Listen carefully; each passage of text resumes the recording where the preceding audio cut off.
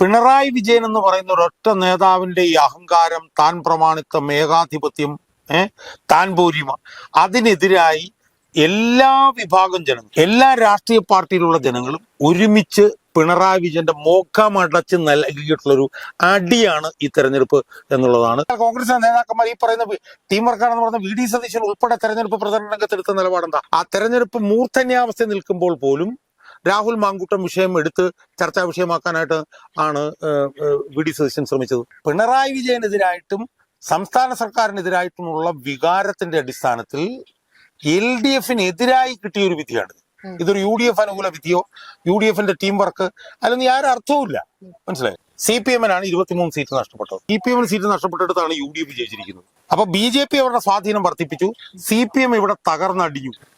നമസ്കാരം. 25 വർഷത്തെ കാത്തിരിപ്പിന് ശേഷം ഇന്നിപ്പോൾ തിരുവനന്തപുരം പിടിച്ചിരിക്കുകയാണ് BJP. 50 സീറ്റുകളാണ്. UDF-ഉം LDF-ഉം ഇനി ഒരുമിച്ച് വിചാരിച്ചാൽ പോലും ഒന്നും ചെയ്യാൻ പറ്റാത്ത അവസ്ഥ. BJP കിട്ടിയിരിക്കുന്ന ഈ ഒരു നേട്ടം, അതുപോലെ തന്നെ കേരളത്തിൽ ഒന്നടങ്കം UDF-നുണ്ടായിട്ടുള്ള ഒരു മുന്നേറ്റം, ഇതൊക്കെ കൊണ്ടെത്തിക്കുന്നത് LDF-ന് എന്ത് പറ്റി എന്നുള്ള ചോദ്യമാണ്. എന്തായാലും നമ്മളോടൊപ്പം ഇപ്പോൾ രാഷ്ട്രീയ നിരീക്ഷകനായിട്ടുള്ള KM ഷാജഹാൻ സാർ കൂടെയുണ്ട്. സാർ, ഇത് പിണറായി സർക്കാരിന്റെ ഭരണവിരുദ്ധ വികാരമാണോ കാണിക്കുന്നത്, അതോ സ്വർണ്ണക്കൊള്ളയാണോ? ഒരുപാട് ചോദ്യങ്ങളാണ്. എന്താണ് യഥാർത്ഥത്തിൽ ജനങ്ങൾക്കിടയിൽ വന്നിരിക്കുന്ന ഒരു ചിന്ത? നമ്മൾ സാധാരണഗതിയിൽ ഈ തദ്ദേശ സ്വയംഭരണ സ്ഥാപനത്തിലേക്കുള്ള തെരഞ്ഞെടുപ്പുകൾ എന്ന് പറയുന്നത് പ്രാദേശിക വിഷയങ്ങളുടെ അടിസ്ഥാനത്തിൽ, ആളുകൾ തമ്മിലുള്ള പരസ്പര ബന്ധം, വിശ്വാസം, അതിൻ്റെയൊക്കെ അടിസ്ഥാനത്തിൽ ചെറിയ ചെറിയ വിഷയങ്ങളുടെ അടിസ്ഥാനത്തിലൊക്കെ തീരുമാനിക്കപ്പെട്ടു പോകുന്ന ഒരു തെരഞ്ഞെടുപ്പാണ് തദ്ദേശ സ്വയംഭരണ സ്ഥാപന തെരഞ്ഞെടുപ്പ് എന്നാണല്ലോ നമ്മൾ കാണുക. കാരണം പഞ്ചായത്ത്, കോർപ്പറേഷൻ, അവിടുത്തെ വിഷയങ്ങൾ, വികസന പ്രശ്നങ്ങൾ, വ്യക്തിഗതമായിട്ടുള്ള വിഷയങ്ങൾ, ഇതൊക്കെ ചർച്ച ചെയ്യുന്ന പ്രാദേശിക വിഷയങ്ങളാണ് തദ്ദേശ സ്വയംഭരണ സ്ഥാപന തെരഞ്ഞെടുപ്പിൽ നിഴലിക്കുക.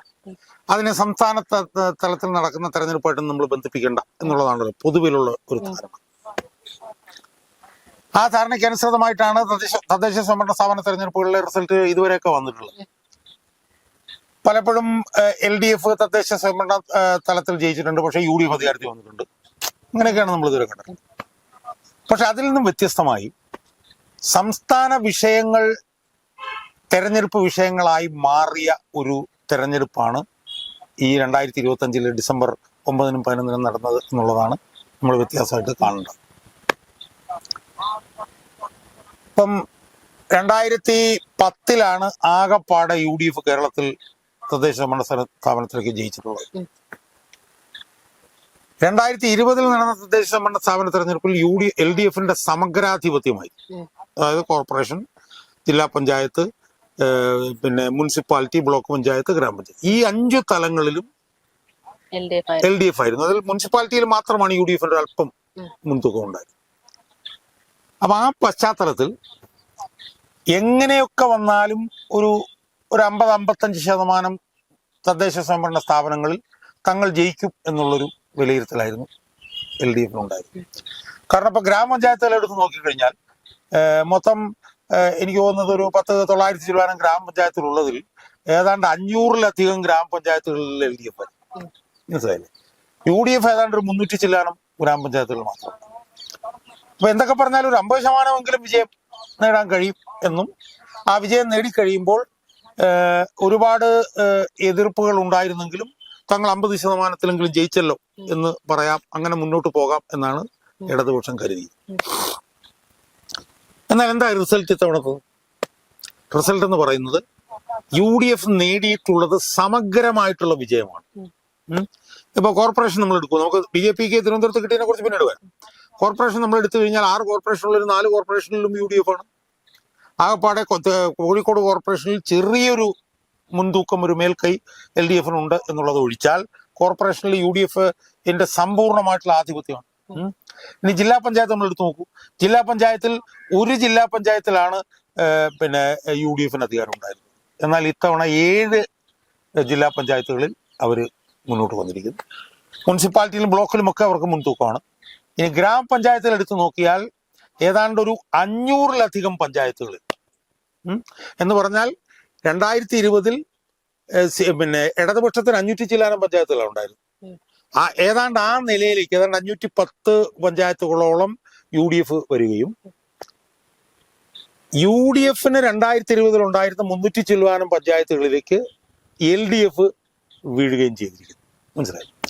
അപ്പൊ ഇതിൽ നമുക്ക് കാണാൻ കഴിയുന്ന എന്താണ്? സമഗ്രമായിട്ടുള്ളൊരു വിജയം ആണ് നേടിയിരിക്കുന്നത്. ഇനി വിജയത്തിനുള്ള കാരണങ്ങൾ നമ്മൾ എന്താ അസസ് ചെയ്താൽ നമുക്ക് എന്താ കാണാൻ? എല്ലാം സംസ്ഥാന തലത്തിലുള്ള ഘടകങ്ങളാണ്.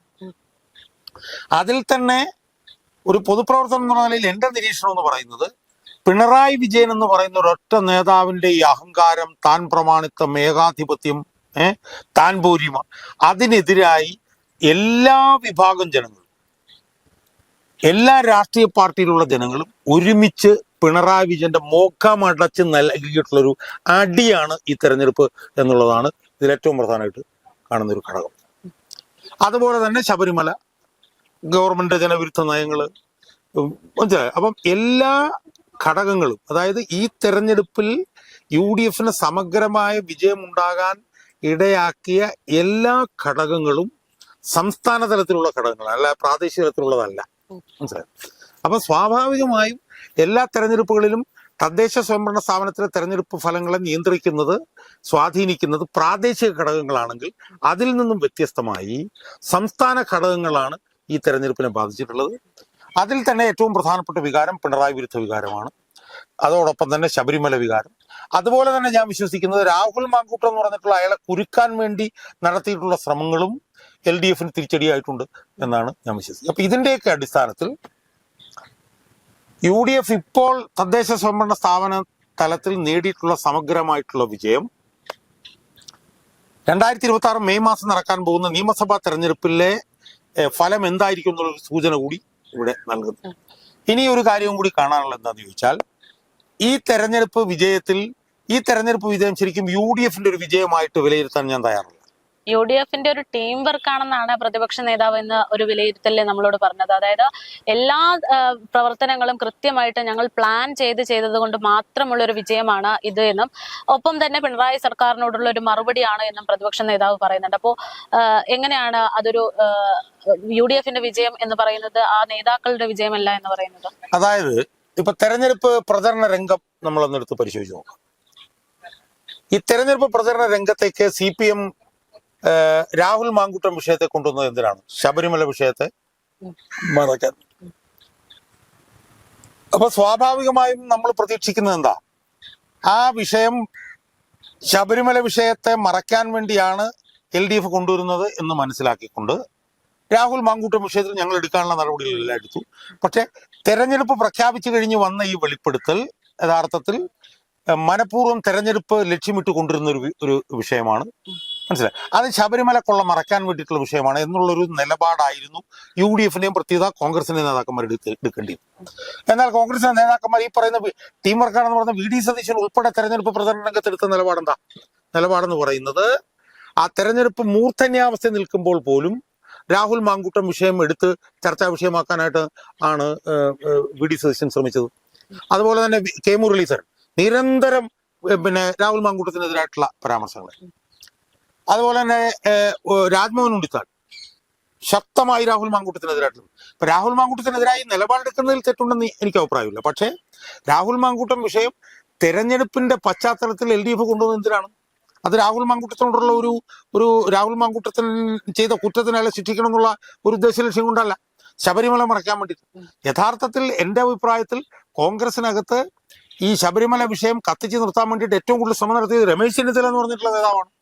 അയാളാണ് തെരഞ്ഞെടുപ്പിന്റെ പ്രചരണ രംഗത്ത് ഏറ്റവും പ്രധാനപ്പെട്ട വിഷയമായി ഇത് കൊണ്ടുവരാൻ വേണ്ടിയിട്ട് ശ്രമിച്ചത്. അപ്പൊ പോലും കോൺഗ്രസിന്റെ നേതാക്കന്മാര് ഈ LDF ട്രാപ്പില്, ഈ രാഹുൽ മാങ്കൂട്ടത്തിന്റെ ട്രാപ്പിൽ ചെന്ന് വീഴാനാണ് അവർ ശ്രമിച്ചത്. അവിടെയാണ് ഇന്ന് പ്രതിപക്ഷ നേതാവ് ഈ വിഷയത്തിൽ സംസാരിക്കുന്ന പറഞ്ഞ ഒരു കാര്യം എന്ന് പറയുന്നത്, ശബരിമല മറയ്ക്കാൻ വേണ്ടിയുള്ള ശ്രമങ്ങൾ പലയിടത്തു നിന്ന് നടന്നപ്പോൾ ഞങ്ങളാണ്, അതായത് കോൺഗ്രസ് ആണ് ആ വിഷയം വീണ്ടും ഊന്നി ഇത് കൂടെ സംസാരിക്കണമെന്ന് പറഞ്ഞതെന്ന് പ്രതിപക്ഷ നേതാവ് പറഞ്ഞു വെക്കുന്നുണ്ട്. അതെ, അങ്ങനെ പ്രതിപക്ഷ നേതാവ് പറഞ്ഞു വെക്കുന്നുണ്ടെങ്കിലും ആ പ്രതിപക്ഷ നേതാവ് പോലും തെരഞ്ഞെടുപ്പിന്റെ മൂർധന്യാവസ്ഥയിലും രാഹുൽ മാങ്കൂട്ടത്തിന്റെ വിഷയം ചർച്ച ചെയ്തു. ഏതോ ഒരു വേദി ചെന്നിരുന്നിട്ട് പറഞ്ഞു, ആൾക്കൂട്ടം പറയുന്ന പോലൊന്നും അല്ല ഞാൻ തീരുമാനിക്കുന്നത്, കടൽ ഇരമ്പി വന്നാലും എന്റെ അഭിപ്രായം ഞാൻ മാറ്റില്ല, ആൾക്കൂട്ടത്തിന് അവസാനം മനസ്സിലാകും എന്ന് പറഞ്ഞ് രാഹുൽ മാങ്കൂട്ടം വിഷയം വീണ്ടും ചർച്ചാ വിഷയമാക്കി കൊണ്ടുവന്നത് വി.ഡി. സതീശനാണ്. മനസ്സിലായി. പിന്നെ തെരഞ്ഞെടുപ്പ് വിജയം നേടിക്കഴിയുമ്പോൾ അതിന്റെ പിതൃത്വം ഏറ്റെടുക്കൽ വി.ഡി. സതീശന്റെ ഒരു പ്രധാനപ്പെട്ട ജോലിയാണ്. ഇനി മുന്നോട്ട് നിയമസഭയിലേക്ക് വരുമ്പോൾ അവിടെ ഒരു പ്രതീക്ഷിച്ചുള്ള വിജയം ഉണ്ടാകും. ഇനി അഥവാ അതില്ല എന്നാണെങ്കിൽ ഞാൻ രാഷ്ട്രീയ വനവാസത്തിലേക്ക് എന്നുള്ള നിലപാട് കൂടെ എന്ന് പറഞ്ഞിട്ടുണ്ട്. അതെ, അതൊക്കെ പറയുന്നത് എന്തുകൊണ്ടാണ്? അതൊക്കെ പറയുന്നത് ഈ തെരഞ്ഞെടുപ്പ് വിജയത്തിന്റെ ക്രെഡിറ്റ് ഇപ്പൊ ടീം വർക്ക് ആണ് എന്നാണല്ലോ വി.ഡി. സതീശൻ പറഞ്ഞത്. ടീം വർക്ക് ആണെങ്കിൽ UDF തോക്കുമ്പം വി.ഡി. സതീശൻ വനവാസത്തിന് പോകേണ്ട കാര്യം അത് വി.ഡി. സതീശന്റെ കുറ്റമല്ലല്ലോ, ടീമിന്റെ കുഴപ്പമല്ലേ? അപ്പൊ ഇതിലൂടെ ഇതിന്റെ ഒരു പിതൃത്വം ഏറ്റെടുക്കാൻ വേണ്ടിയിട്ടുള്ള ശ്രമമാണ് അയാൾ നടത്തിക്കൊണ്ടിരിക്കുന്നത്. പക്ഷേ ജനങ്ങൾക്ക് ബോധ്യമുണ്ട് എന്താണ് ശരി എന്നുള്ളത്. കോൺഗ്രസ് അണികളും ജനങ്ങളും ഈ വി.ഡി. സതീശൻ ഉൾപ്പെടെയുള്ള ആളുകളുടെ ഈ കുരുക്കിൽ വീഴാതിരുന്നത് കൊണ്ടാണ് അവർക്ക് മുൻഗണന എന്താണെന്ന് മനസ്സിലാക്കി അവര് ഇത് നടത്തിയത്. മനസ്സിലായോ? അപ്പൊ അതുകൊണ്ട് നമ്മൾ ഇപ്പൊ ഇന്ന് ഞാനിപ്പോ കണ്ടു സമകാലിക മലയാളം എന്ന് പറഞ്ഞാൽ അവരൊരു സർവേ നടത്തിയിരിക്കുന്നത് ഞാൻ കണ്ടു. ഈ തെരഞ്ഞെടുപ്പിന്റെ ക്രെഡിറ്റ് വി.ഡി. സതീശനാണെന്ന് ചോദിക്കുമ്പോൾ 73% പേരും അല്ലെന്നാണ് പറഞ്ഞിരിക്കുന്നത്. അപ്പൊ അവർക്ക് പോലും ഈ തട്ടിപ്പ് മനസ്സിലായിട്ടുണ്ട് എന്നുള്ളതാണ്. മനസ്സിലായത്. അപ്പൊ അതുകൊണ്ട് തന്നെ പിണറായി വിജയനെതിരായിട്ടും സംസ്ഥാന സർക്കാരിനെതിരായിട്ടുമുള്ള വികാരത്തിന്റെ അടിസ്ഥാനത്തിൽ LDF-നെതിരായി കിട്ടിയ ഒരു വിധിയാണിത്. ഇതൊരു UDF അനുകൂല വിധിയോ UDF-ന്റെ ടീം വർക്ക് അല്ലെന്ന് യാതൊരു അർത്ഥവുമില്ല. മനസ്സിലായോ? ഇത് LDF-നെതിരായി വന്നൊരു വിധിയിൽ UDF ജയിച്ചു കയറി.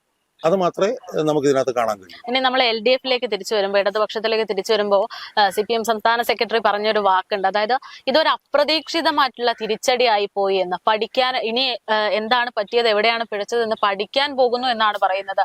അങ്ങനെ ഒരു CPM-ന് പോലും പ്രതീക്ഷിക്കാത്തൊരു റിസൾട്ട് ആയിട്ട് തോന്നുന്നുണ്ടോ? അല്ല, സ്വാഭാവികമാണല്ലോ. കാരണം ഞാൻ നേരത്തെ സൂചിപ്പിച്ചു, CPM ഏറ്റവും ചുരുങ്ങിയത് 50% കിട്ടുമെന്ന് വിചാരിച്ചു. കാരണം വെച്ചാൽ കേരളത്തിൽ ഇതുവരെ നടന്ന 5 തെരഞ്ഞെടുപ്പുകളിൽ ഒരു പഞ്ചായത്ത് തെരഞ്ഞെടുപ്പിൽ മാത്രമേ LDF തോറ്റിട്ടുള്ളൂ. അപ്പൊ സ്വാഭാവികമായും അവർ 50% കിട്ടുമെന്ന് വിചാരിച്ചു. കാരണം എന്ന് വെച്ചാൽ അവർക്ക് ഏതാണ്ട് 60-70% പഞ്ചായത്തുകൾ ഉണ്ടായിരുന്നു. എന്ന് മാത്രമല്ല 10 വർഷമായിട്ട് CPM കൂടെ അധികാരത്തിലിരിക്കുകയാണ്. ഒക്ടോബർ 29-ാം തീയതി പിണറായി വിജയന്റെ പത്രസമ്മേളനം നടത്തിയിട്ട് 10,000 കോടി രൂപയുടെ ആനുകൂല്യങ്ങളാണ് പ്രഖ്യാപിച്ചത്. ക്ഷേമ പെൻഷൻ കൂട്ടി, സ്ത്രീകൾക്ക് പിന്നെ പെൻഷൻ കൂട്ടി, അങ്ങനെ ഇതെല്ലാം കൂട്ടി. അപ്പൊ ഇതിന്റെയൊക്കെ പശ്ചാത്തലത്തിൽ ഏറ്റവും ചുരുങ്ങിയത് 60% ഉണ്ടാവും വിചാരിച്ചു. 1. 2, പിന്നെ UDF-നകത്ത് തന്നെ തമ്മിലടിയായിരുന്നു. മനസ്സിലായില്ലേ? ഫലപ്രദമല്ലാത്ത ഒരു UDF നേതൃത്വം. വി.ഡി. സതീശൻ എന്തെങ്കിലും പറഞ്ഞു കഴിഞ്ഞാൽ അതിനെതിരായിട്ട് മറ്റു നേതാക്കന്മാർ പറയുക, വി.ഡി. സതീശൻ അയാളുടെ സ്വന്തം നിലപാട് പറയുക. ഏറ്റവും അവസാനം തന്നെ പിന്നെ പറഞ്ഞെന്താ, ലീഗലി ഡ്രാഫ്റ്റഡ് ആണ് എന്ന് KPC പ്രസിഡന്റ് പറഞ്ഞപ്പോൾ അനന്താ ലീഗലി ഡ്രാഫ്റ്റഡ് അതിജീവിതയ്ക്ക് ചെയ്തുകൂടെ എന്ന് ചോദിച്ചു. അപ്പൊ ആ നിലയിൽ പടലപിണക്കങ്ങൾ, സർക്കാരിന്റെ 10 വർഷത്തെ ഭരണം, വലിയ സ്വാധീനം, ആനുകൂല്യങ്ങൾ പ്രഖ്യാപിക്കല്. അപ്പം സ്വാഭാവികമായും ഒരു 65-70% സീറ്റുകൾ പിന്നെ പഞ്ചായത്തിലുള്ളപ്പം ഒരു 50% കിട്ടും എന്ന് പ്രതീക്ഷിക്കുന്നതിൽ തെറ്റില്ല. അത് കിട്ടിയില്ല എന്നുള്ളതാണ് അപ്രതീക്ഷിതം എന്ന് പറയുന്നത്.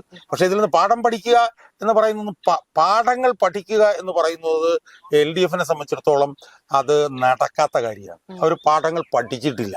ഈ ഇടതുപക്ഷത്തിലെ വെച്ച് നോക്കുമ്പോൾ അവർ പറയുന്ന ഒരു കാര്യമുണ്ട്. അതായത് വർഗീയ സംഘടനകളെ കൂട്ടുപിടിച്ചാണ് UDF മത്സര രംഗത്തേക്ക് ഇറങ്ങിയതെന്ന് സംസ്ഥാന സെക്രട്ടറി പറയുന്നു, CPM സംസ്ഥാന സെക്രട്ടറി പറയുന്നു. മറുവശത്ത് വി.ഡി. സതീശൻ പറയുന്നത് BJP എന്ന് പറയുന്നത് ഈ പറയുന്നത് പോലെ CPM-ഉമായിട്ടുള്ള കൂട്ടുകെട്ടിൽ ആയിരുന്നു മുന്നോട്ടുള്ള തിരഞ്ഞെടുപ്പിനെ കണ്ടത് എന്നുള്ളതാണ്. ഇപ്പോൾ തിരുവനന്തപുരം കോർപ്പറേഷനിൽ BJP എത്തിയിട്ടുണ്ടെങ്കിൽ അതിന് വഴിയൊരുക്കി കൊടുത്തത് CPM തന്നെയാണ്. അത് അവർ തമ്മിലുള്ള കൂട്ടുകെട്ടാണ് കാണുന്നത് എന്നും പറയുന്നുണ്ട്. അപ്പോൾ ഇങ്ങനെ പരസ്പരം അങ്ങോട്ടും ഇങ്ങോട്ടും പഴിചാരുമ്പോ എന്ത് തോന്നുന്നു? അങ്ങനെ ഒരു അല്ല, ഇതിനകത്ത് ഇത്തവണ ഈ വർഗീയ ശക്തികളുടെ വലിയ സ്വാധീനമൊന്നും തെരഞ്ഞെടുപ്പിൽ കഴിഞ്ഞ പ്രാവശ്യം പോലെ ഉണ്ടായിട്ടുള്ളതായിട്ട് എനിക്ക് തോന്നുന്നില്ല.